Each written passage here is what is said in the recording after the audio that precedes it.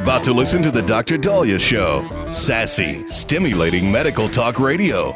Any medical advice Dr. Daliah Wax gives on her show should not be substituted for an actual visit to your medical provider. And now, here's Dr. Daliah.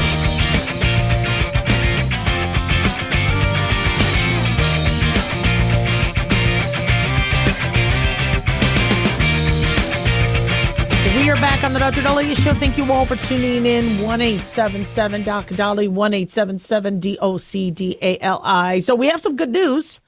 Remember, there's this asteroid that NASA had given us updates on that had a very, very small percentage of hitting the Earth. We are being told that the space agency is revealing that asteroid 2024 YR4 now has a negligible chance of hitting the planet. Now, the odds are 1 in 26,000 that 2024 YR4, the asteroid, will hit the Earth on December 22nd, 2032. December 22nd is my anniversary. Thankfully, they say there is a 99.9961% chance that it will pass the Earth by and not even hit us. So the news apparently has come as a relief. Last week, I didn't share this with you, but NASA said they were working on ways to possibly destroy the asteroid. I mean, it was almost like that Armageddon movie with Bruce Willis. And I get kind of nervous about outer space type stuff coming at us. But the probability impact had gone from 1 in 26,000 like it is now. Last week, it was 1 in 32. So there was a 3.1% chance. Now, when I hear 3.1% chance, I think 96.9% chance of something not hitting us. But I got to tell you, that was too close for comfort. So this was the riskiest asteroid ever detected, we're being told.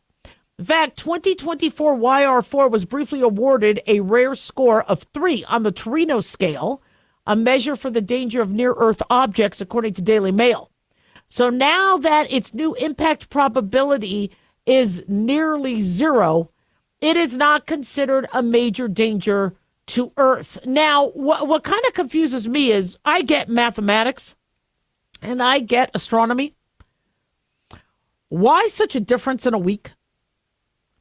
What mathematical calculations were they using last week to give us this 3.1% chance that is now so completely different this week? Did something happen in the last week? That is interesting. I'm not saying each week something needs to only change by a 0.001%, but if they're using mathematics and they're using all the tools they have, and they have some of the finest minds in the world working at NASA, that's a big difference. But you know, I'll take it. If they're telling us not to worry, I'll take it. That's great. But it's an estimated 177 feet long. It's a little taller than, they say, Nelson's Column and Trafalgar Square. Hope I'm pronouncing that correct. They say that the detonation could be similar to the Tunguska asteroid, which flattened 830 square miles of Siberian forest back in 1908, or an area more than double the size of New York. If it were to hit a populated area, that could be millions and millions of casualties, especially if it hit something like New York City. So I'm glad something that was first detected December 27th, 2024, has now been downgraded to something that shouldn't hurt us, but definitely worth mentioning for those of you who are planning on taking a trip to Mars, December 22nd, 2032. Now, while we're on this all futuristic and outer space type stuff, you've probably seen headlines about this flying car. They tested this flying car a while back, but you are going to see some new video footage from U.S. automaker Aleph Aeronautics. Aleph, that's interesting. Aleph is the letter A in Hebrew. So I wonder if it's an Israeli company. I want to look that up. But they tested a vehicle which is 100% electric. It was driving along a road in California, and then it lifted off vertically, and it soared over another car, something like you would see from Back to the Future. This is being reported by the New York Post, or Back to the Future 2. They said the flight of this car for a flying car was facilitated through a system called distributed electric propulsion, with a mesh layer covering propeller blades to allow air to flow through the vehicle.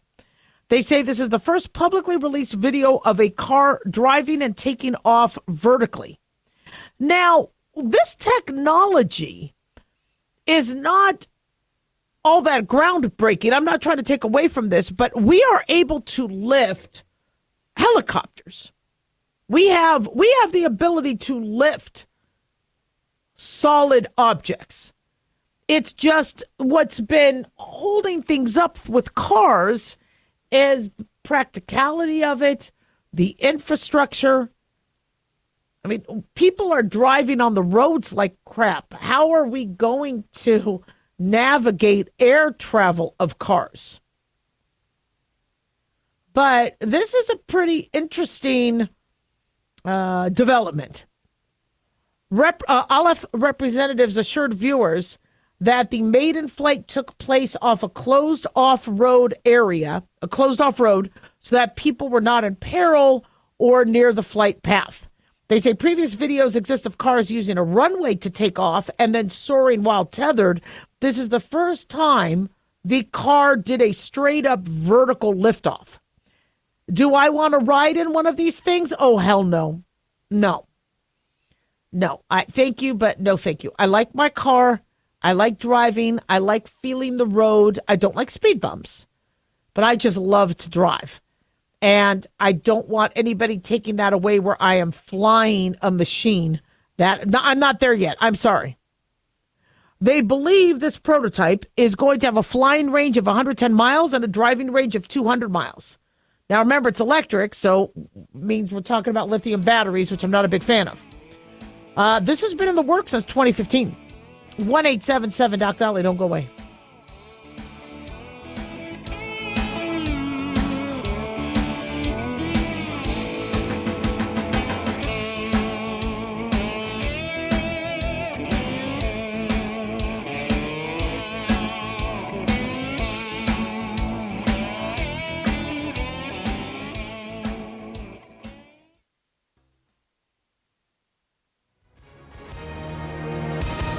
Hi, everyone. If you've been injured in an accident and think you deserve compensation, listen up. We have legal professionals standing by right now to answer your questions for free. They'll tell you if you have a case and how much it's potentially worth. Call 800-710-5100. I'm here with spokesman John Wolf. So, John, tell our listeners who should call right now. Well, Maria, first off, thank you for having me join you to answer the listeners' questions. Now, as far as who should call in, anyone who's been injured in an accident and think you deserve compensation, give us a call right now and find out how much your case is potentially worth. Call 800-710-5100. Thanks, John. You heard it, folks. If you think you deserve compensation, call now to find out how much you qualify for. 800-710-5100. Advertisement sponsored by Legal Help Center. May not be available in all states. At Hot Shot Secret, we share the science behind common diesel problems and their solutions. For example, Hot Shot Secret Stiction Eliminator. Stiction, that sticky friction, undermines the performance of diesel engines. Third-party ASTM testing verifies that Stiction Eliminator removes 2 times as much stiction than any alternative on the retail shelf. Stiction Eliminator is formulated to be left in the engine oil. It works as you drive. Available at truck stops, Tractor Supply, O'Reilly's Auto Parts, and online at HotShotSecret.com. Hot Shot Secret. Powered by science. In a study, it was found that 33% of 44 herbal supplements had no trace of the advertised herb. Don't let that happen to you. Hi, this is Dr. Mitch. If you want to ensure quality, please go to TotalWellness.com. Supplements made for physicians only now available to you too. TotalWellness.com, helping you to look good, feel good, and enjoy total wellness.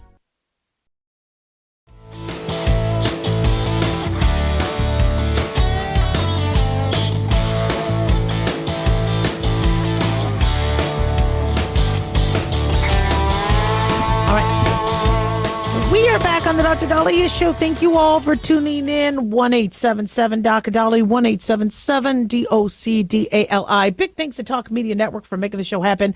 Big thanks to Daniel, our producer, and big thanks to you all for tuning in. We really do appreciate it. Don't forget to follow us on X or Twitter at Dr. Daliah, Facebook, The Dr. Daliah Show, or YouTube. Click like and subscribe. And, of course, if you ever miss a show, go to drdaliah.com. So this was an interesting study. And I wonder if this has to do with this trend of people saying they don't need a man. I love the men in my family. I grew up always wanting to get married, always wanting to have a man in my life. And I love men. And I think some of the strongest partnerships are those of us where men and women are working together. So I'm a big fan of men. Always have been. I love men. But things are different. And the younger generations are looking at relationships differently. And I'm actually surprised why I have such an attitude towards men that I do. I'm so pro-man and I so love having men in my life. When a lot of individuals in my family had been abandoned, had been raped, had been left to be single parents. My experiences with men have been good overall. And yes, I've been assaulted and I've had issues as well. But overall, I really do believe that some of the strongest partnerships, whether it's with child raising, whether it's with homemaking, whether it's with business, are where people are working together. There's a lot that we could do to complement each other. But how people are reacting towards marriage, towards divorce, towards dating, it's different. And one interesting statistic is they're saying that single women own millions of more homes than single men now in the U.S., and the gap is growing. This is according to New York Post. So according to the Lending Tree analysis of the U.S. Census Bureau, they found single women own 2.72 million more homes than single men. Now, the Bureau of Labor Statistics say women's median weekly earnings are 83.6% of men's. So overall, women make less money than men, but they're more inclined to own a house. Now, that doesn't necessarily shock me because women stereotypically are nesters. We instinctively want to nest. If we have children, if we're thinking about having children, we want to know that the nest is secure. This is why I can never be a bird. I like to fly, but I would be so afraid that somebody would shake that tree and the whole nest would fall down. But the female species is a nester. They make sure that they want to ensure that the nurturing environment is going to be consistent, solid. Hopefully the father is monogamous, that kind of thing. Whereas instinctively, men are very competitive because they know they need to feed who's in that nest. And they need to, if it's like, oh, no, you know what? You, after you. They don't have anything to bring home to the nest. And boy, is Mama Bird ticked if there's no food coming back to the nest. So in the animal world, these stereotypes do exist. And in humans, because we're animals, we might see it. Maybe not in every woman or every man, but we might see that tendency. And so I was actually not the first one to bring up the home ownership. My husband was. And even though you would think I would be more of a nester in terms of that, I was working, I was half asleep because you're on call and doing 36-hour shifts. But we were doing apartment to apartment. And my husband's like, let's put some money together and let's get a house. And I'm glad he did. Because I was so busy working, I wouldn't have thought of it because I wasn't thinking about when we were going to have kids. I mean, I knew we were going to have kids eventually. But luckily, we did get a house so that, we felt like we had a little bit of, consistency in our lives. Not that I've rented apartments just fine. I've had great relationships with landlords. But the idea of setting up roots and investing money and having a solid place, that's, it's fascinating to see more women do that. Now, one also explanation could be a lot of men are losing their jobs pretty quickly. Women are now more inclined to get hired with all the DEI changes. I know that might change, but many men were less job secure in the last few years. So many of them might be saying, well, I have family members who work for the federal government. There's no way they're buying a house now. One, they can't afford the house. And two, who knows who's getting laid off in the next week or two. And so one explanation for that is maybe men are feeling they don't have job security anymore. So if they might have to move to Montana or Alabama or Florida or overseas, then how do they buy a home? A home means you're here to stay. But it's a fascinating statistic that single women are buying these homes. Single women own 11.14 million homes, according to this Lending Tree data, while single men only own 8.42 million. That means single women control 13.01% of owner-occupied homes compared to 9.83%. It's fascinating. And the gap is widening. They say New Mexico, Mississippi, and West Virginia are boasting the higher rates of single women homeowners. Now, somebody could also say, well, another theory might be we had a lot of young men die from fentanyl, from crime, from other things. And maybe we also saw that men were affected worse by COVID. So there is a chance that some of these single women could be widowed. But I'd really like to look deeper into this. And, men are more likely to own a home in North Dakota, South Dakota, and Alaska. They have a slight edge. But seeing home ownership, it's a testament to how people are looking at either investing in terms of roots, in terms of nesting. Apparently in Hungary, they don't tax women with multiple babies, and Elon Musk likes this idea. Elon Musk has praised a new Hungarian policy granting a tax exemption for mothers who have 2 or 3 children. Now, that's interesting. A lot of countries are trying to combat the declining birth rates. We don't really necessarily see that in America. The Department of Transportation was recently directed to give precedence to communities with marriage and birth rates higher than the national average. I'm not exactly sure what that means, but Musk, who is heading Doge, has vocalized support for tax incentives for mothers. So I'm not sure what's going to, come of that. And like I said, I've had family members who were single moms, and it's definitely not easy, and any help they could have is fantastic. But it's just a shame that we just don't have that nuclear family anymore, or that trust. There was a headline where women, when they date, may wear a lot of glitter. Not because they want to look sparkly. That would be my choice. I love glitter. But because that's how they could pick out a married man or somebody who's already in a relationship that could be cheating, because they don't want to get glitter on them. So they'll avoid you, because if they get glitter on them, how do they get rid of? You can't get rid of glitter. I still have glitter from New Year's hanging around my house. I don't know how. I thought I cleaned it up, but there's just still glitter from what I wore on New Year's Eve. I just love glitter, and glitter is there to stay.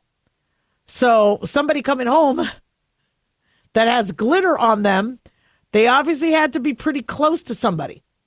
Now, mind you, if you do this at work, if you have glitter eyeshadow or glitter body spray, you're going to have a tough time working with coworkers, because they don't want to come home and bring that glitter. And in fact, for those of you who do work with somebody that's very glitter prone, you might want to have a conversation with your spouse or partner saying, look, there's somebody at work that always wears glitter. And when they come around, I didn't realize I'm picking this up from the break room. So if you see glitter, will you please tell me? I don't want you to think I'm going to a club at 10 in the morning at work. You might want to have that conversation. But going back to the attitudes people are having, I think a lot of the younger generations are not feeling like they are going to have that partnership for life. And they need to come up with plan B or need to set up their own roots or own their own. And maybe it's because they saw their mother and grandmother abandoned or widowed and not able to have a home or support themselves. So it's interesting. 1-877 Doc Daliah.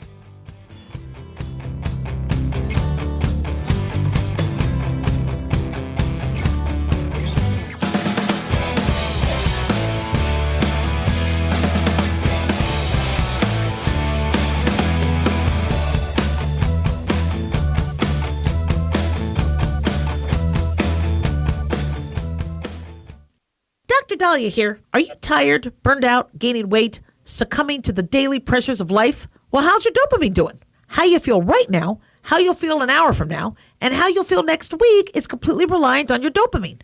Our daily motivation and willingness to push through challenges depends on the intricate chemical process dopamine provides. Christian Kalikas and I created Deploying Dopamine, a book that tells you what dopamine is, when it dysfunctions, and how to successfully deploy it when needed. Find Deploying Dopamine on Amazon today. Check it out.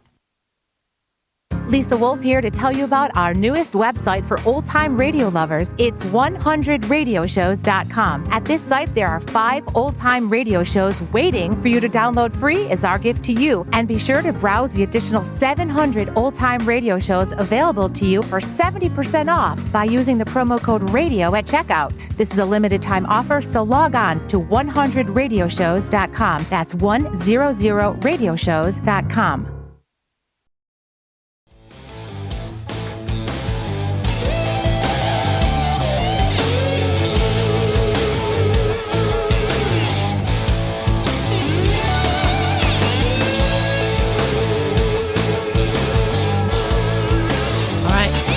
We are back on the Dr. Daliah Show, 1-877-DOC-DALI, 1-877-DOC-DALI.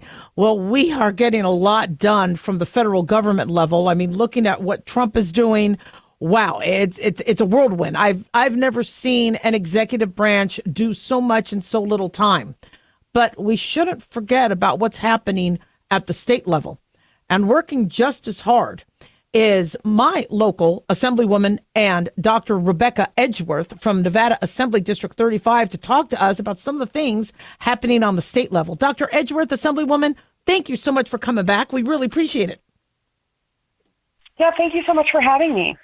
Wow. I know you're busy, but to take your time out to talk to my listeners about some of the things that are going to be happening in this legislative session, very, very grateful. So talk to us about what's going on. Well, I love that people are so excited. I love that you're keeping us in communication. Get involved, because after laws pass, that's not the time to complain about things, is what I would say. So thank you for the opportunity. A lot of things are going on. I think we all recognize, from the governor and the legislature, we all recognize that healthcare could be a lot better in Nevada. Unfortunately, we're kind of on the bottom of a lot of lists. And it's a state I love, and I would love to see things get better. So we're trying to make it a better place to practice medicine. I think that's a big part of it. Trying to increase Medicaid reimbursement just a little bit, decrease some of the burden, the administrative burdens that there are. There's a lot of little things that we can be fixing that can make it a better place, because we literally don't have enough practitioners. We don't have enough doctors or nurses or therapists or anything you can think of. So a lot of things are going on to make it a better place to attract more people. You know, I'm glad you brought that up, because I trained in Nevada, and I am amazed at how good my training was. And when I hear that Nevada ranks lower, and I'm sure many people in their respective states go, yeah, my state isn't even in the top 10, or my state's in the bottom 20. What are some of the things?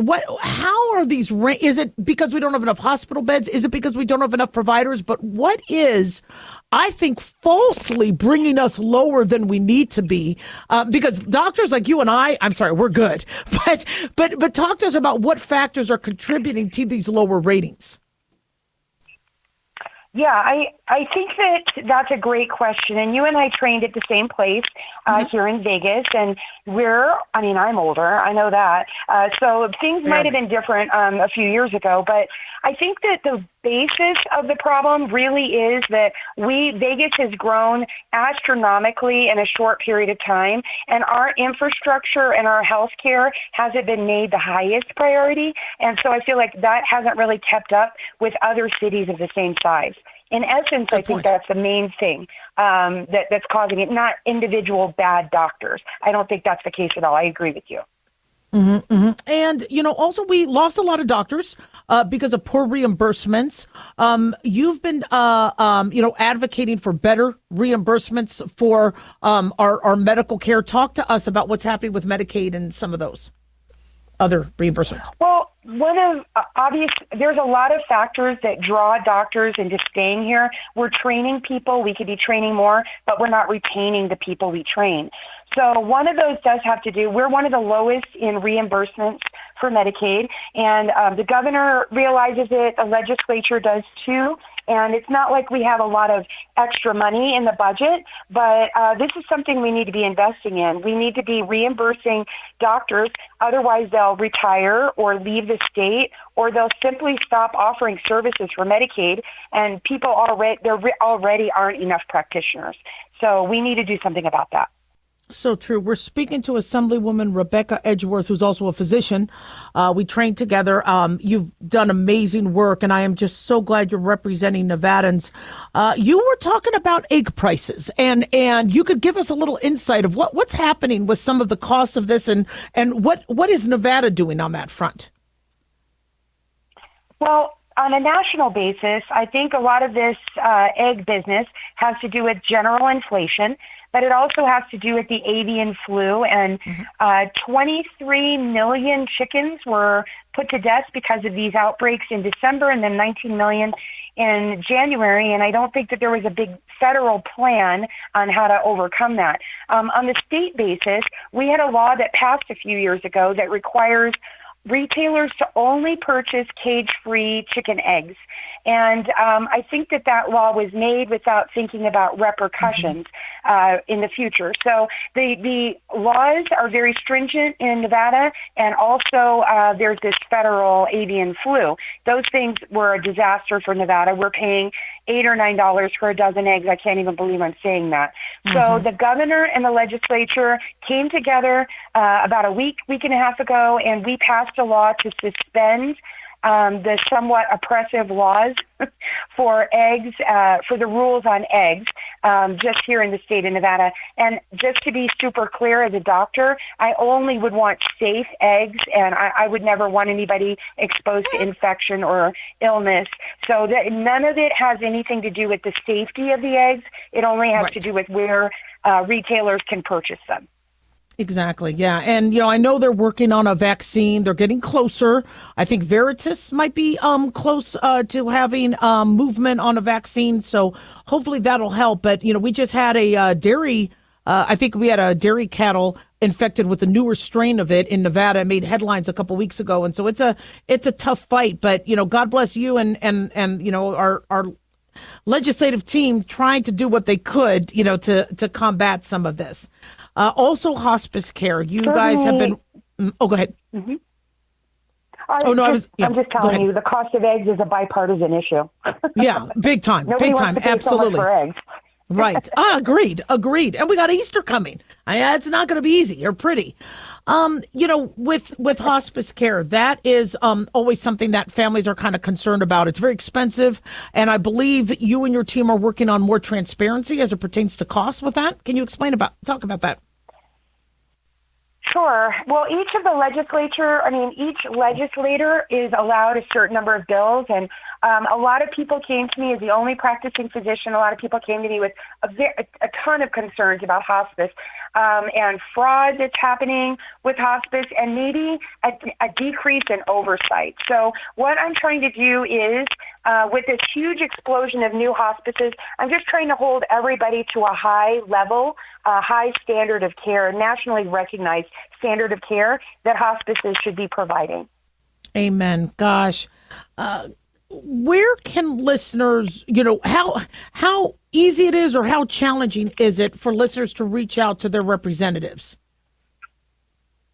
We make it very, very easy. The very easiest thing to do would not you can always call the office and write on the legislature's website of any state. It'll have phone numbers for probably not the legislator, but their secretary. Certainly it has email addresses. I get emails all the time from concerned citizens that say, hey, I'm worried about this bill or that bill. We just had a bill this morning that was heard about getting rid of daylight savings time. And, people are on fire about that topic. Oh, yeah. Oh, yeah. We started a petition. We have at least a couple 100,000 signatures. We actually passed it multiple times in Nevada under Senator Hardy. He had introduced it. It hasn't gone anywhere because we need the feds to kick in. But Donald Trump seems to be very supportive of ending the bilateral time changes. So hopefully that works. But Assemblywoman and Dr. Edgeworth, how can people find out more information about you? Well, people, I guess you could just email me right at my assembly, and I'll tell you the email address. It is Rebecca, REBECCA .Edgeworth, EDGEWORTH @ and then it's ASM for assembly member, ASM.state.NV, Nevada, NV.US. Kind of long, sorry. We appreciate all you do. We definitely need more medical professionals in our legislature, and God bless. Can't wait to have you back on. Wonderful. I'll come on anytime. This is great. Thank you, Doctor. Can't wait to have you. Thank you, Assemblywoman Rebecca Edgeworth. All right, guys, don't go away. We'll be right back. 1-877 Doc Dali.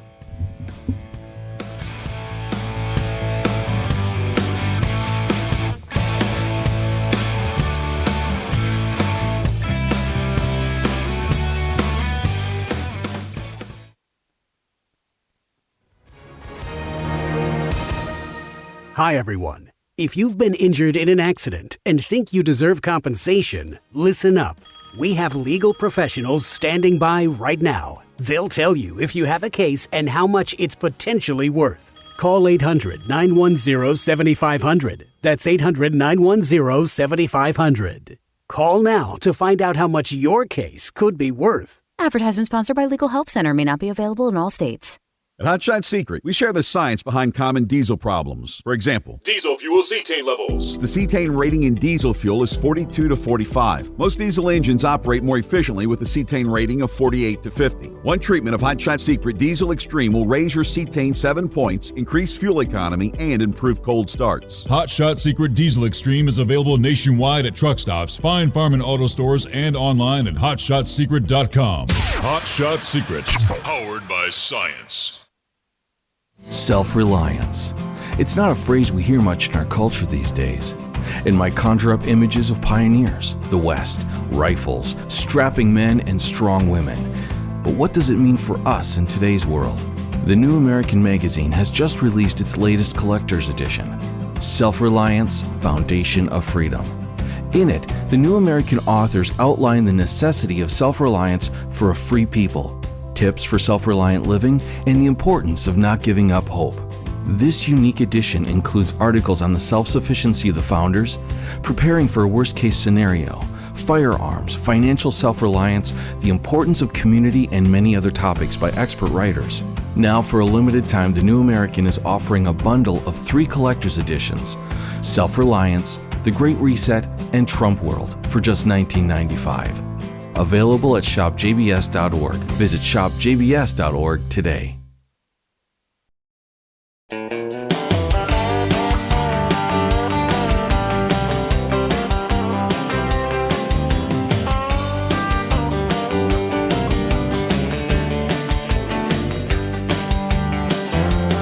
All right. We are back on the Dr. Daliah Show. Thank you all for tuning in. 1-877 Doc Dali, 1-877 DOCDALI. So one of my listener emails has to do with the Starbucks visits of his wife and how is all that coffee really, really healthy? Because it's not healthy for his wallet. So I'm mixed on the whole Starbucks thing. I'm mixed, and here's why. One is there have been study after study saying black coffee, caffeinated coffee, can have many health benefits. You start mixing milk and sugar and chocolate and whipped cream and some of the other stuff, no, it's not as healthy. I don't like the idea of people spending $5, a day on a morning cup of Joe that should be one of the cheapest drinks out there to make. But on the other end, if that's what people are doing, so they're not eating donuts, so they're not eating things, if that coffee is now their cigarette, so that they aren't always eating because they're going to their coffee, like I said, I'm mixed. And so some people talk themselves into their habit because it prevents them from having another habit. So, for example, if you, let's say, have sleep apnea and you get poor sleep, which, by the way, you really should address with a medical provider. You shouldn't be trying to drink coffee. But there are many individuals that will hit caffeine or will hit Adderall or will hit a stimulant so that they are up in the morning. Well, if you're going to coffee, black coffee, without a bunch of crap in it, I think that's a safer wake me up than going to the pills or going to the energy drinks. So, by the way, if you do feel that way, please get checked out. Sleep apnea, increases your heart attack risk, high blood pressure risk, stroke risk, dementia risk. You really need to be getting a good night's sleep and feel refreshed. I'm a morning person. I'm always energetic in the morning. Sometimes I'm a little draggy if I'm tired. Like, let's say if I took an antihistamine for allergies the night before, or I take a Benadryl, I am groggy the next day. But for the most part, I'm pretty energetic, so I've never needed coffee. I used to use it in the hospital when I was trying to stay awake for 36 hours, but I just don't like the taste of coffee. But Starbucks, it can take a hit on your wallet. Again, if you usually go and get a $10 breakfast meal and now you're saving money with a cup of coffee, then there's an argument for the opposite. But I think, Starbucks, I believe, is going to be laying off 1,100 corporate employees. They're going to cut its menu by 30%. It's making changes. I think they have 16,000 corporate employees worldwide, but 1,100, that's a big cut. It could be that consumers just don't have that extra money to spend, not to mention time. Now, you can make your coffee at home and then take your coffee on the way to work. I also think a lot of the people working from home affected these coffee house places because on your way to work, you would stop by to get coffee. But if you're not going to work and you're working from home, then to leave the house, although some people would leave the house just for that, like, you sure you can't go to work? That might change now that Elon Musk wants to get federal workers back to work. And we spoke about that when we opened the show. There's a lot of stress right now on what to do if you're a federal worker. And if your department doesn't want you to answer that Elon Musk email from OPM or not, there's a lot going on. And it is anxiety inducing. Things are very costly. It's been going like this for the last few years. There's a lot of changes that are being made. A lot of people might not know if they're going to be working tomorrow for the federal government. It's a very anxiety-inducing time. I know. And we knew what would happen. We knew Trump was going to have to make changes and fix things.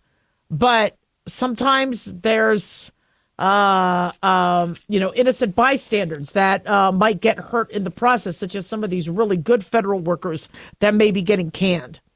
But what I think we all need to do, whether it's our coffee, whether it's our eggs, whether it's our job, whether it's our health, is to take a deep breath and kind of, cancel out a lot of the chatter. Like, there's big headlines today that MSNBC canned Joy Reid and Lester Holt and all that. The news media wants to make things sound more chaotic than they are because they want to then, with the next election, show, look at how we're just, it's calm. Biden didn't do much, but it was calmer waters. We are going through a huge transitioning. A huge reset.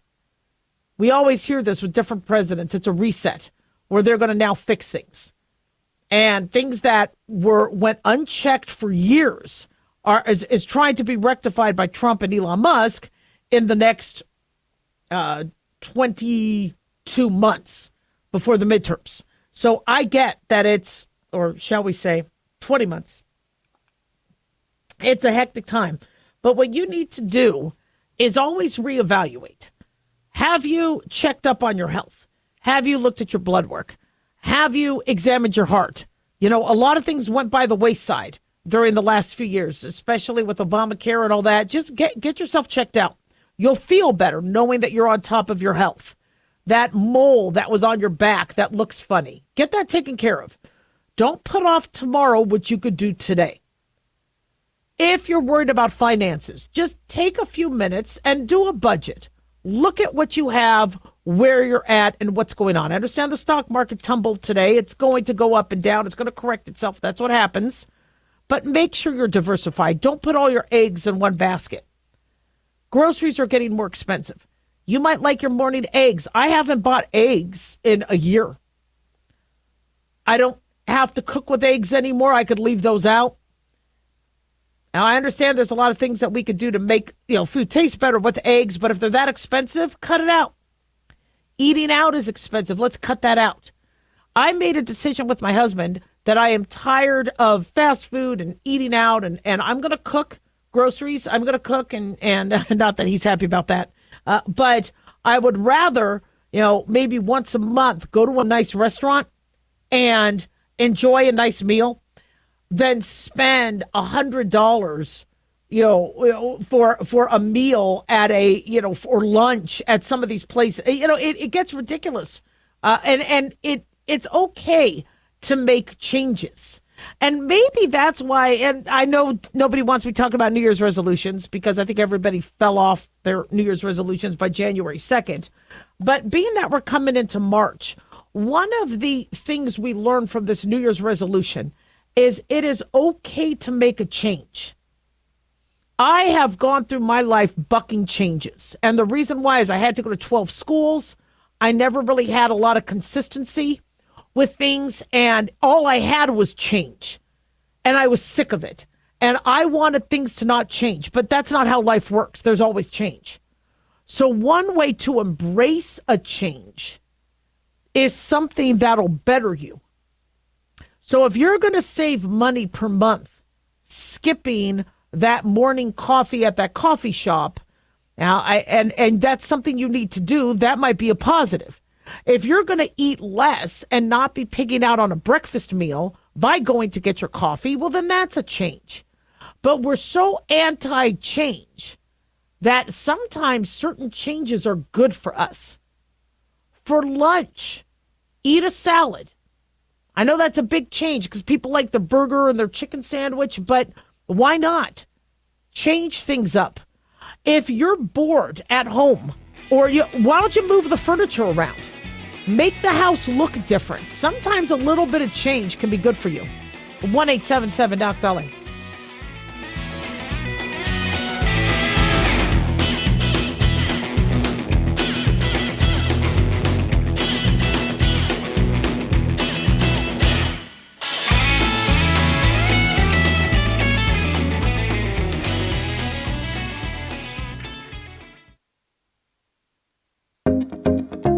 Did you know that healthy arteries make a gas?